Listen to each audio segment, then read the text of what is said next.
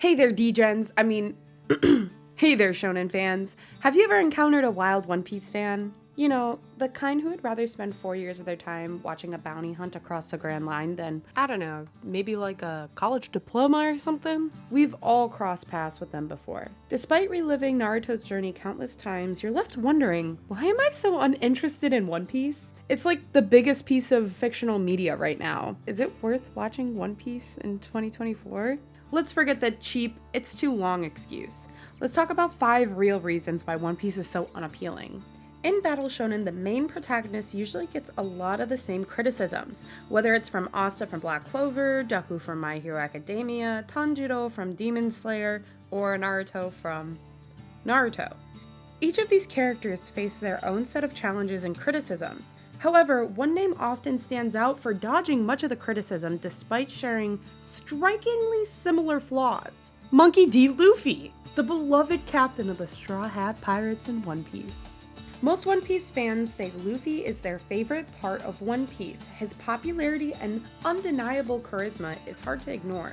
But I'm still stuck on the fact that I've been told that Luffy has 0 internal dialogue, like 0 thoughts. For a main character to lack the depth of internal conflict makes it hard to believe that this guy has any character growth. Or, I don't know, maybe learns from his actions. And I'm not talking about the standard, I have my limits, I need to become stronger, or I need to protect my loved ones. That is 99% of shonen main characters. 99% of shonen main characters have those moments. And in most instances, it feels very generic compared to the depth you see in other series. I feel like with Luffy, there is no one upstairs. The lights are off. And next thing it's a gum punch! I'm not trying to say that Luffy lacks memorable moments or admirable qualities. I'm sure there's something so charming about it, but his attitude, possible recklessness, and impulsiveness makes Luffy seem so one-dimensional for a lot of episodes, and maybe even the entire series. So ultimately the question remains, what sets Luffy apart as a well-written protagonist? Is there something intrinsic to Luffy's character or journey that justifies his status as one of the best shonen protagonists of all time? Or is it the result of One Piece's sheer longevity and popularity? And speaking about the longevity of One Piece, the show kicks off with our main character, Luffy, setting sail to become the Pirate King or something like that. And one of the first obstacles he runs into is that he needs a crew to make that dream a reality. And guess what? That takes over 300 episodes. And before you come at me in the comments about my earlier statement, hear me out. I'm not complaining about the time commitment, but how can it take so long and be so interesting still? How? It has to be slow. Like really slow. I mean, why watch an episode for 23 minutes when you can breeze through a chapter in just 5 to 10 minutes? Even the post-arc cooldowns make you want to abandon ship, so I've been told. I'm sure that there are plenty of treasure troves of epic adventures, unforgettable characters, and jaw-dropping moments, but there may be equally not. I'm not too confident on how well One Piece has just aged overall. As far as the original series goes, I'm not even sure if it's really worth it at this point. This next topic may not really concern some people, but it's worth bringing up. Since One Piece is one of the most popular pieces of fictional media in the world, let's just take a second and talk about the woman of One Piece.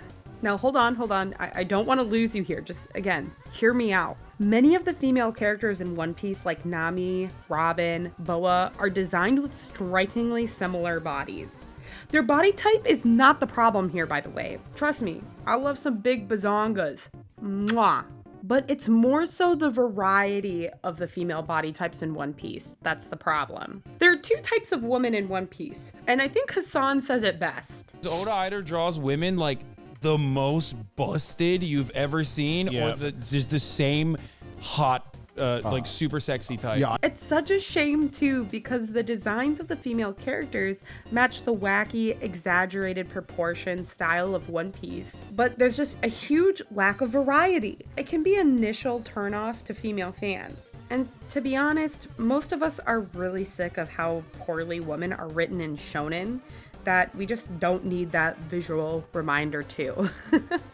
Side note, if you're gonna read One Piece, good luck keeping track of who Nami is, because even our beloved Connor has gotten confused. Yeah, one problem I've had is figuring out who is Nami. Because in the manga, there's no colors. Yeah, yeah. Some frames, it's genuinely like you have to double take. The fourth reason why I'm so confused why people are so emotionally invested in One Piece is just like, how? Look at the art style. And I'm not trying to shame the art style at all. I think it's fun, goofy. I appreciate Oda. I respect Oda. But look at the art style! The characters! You're telling me I'm gonna be shedding tears looking at characters that are designed like this? If Oda can make me emotionally invested where the main character looks like this and he's picking his nose 50% of the time with 0 thoughts in his head, I genuinely owe you guys an apology video.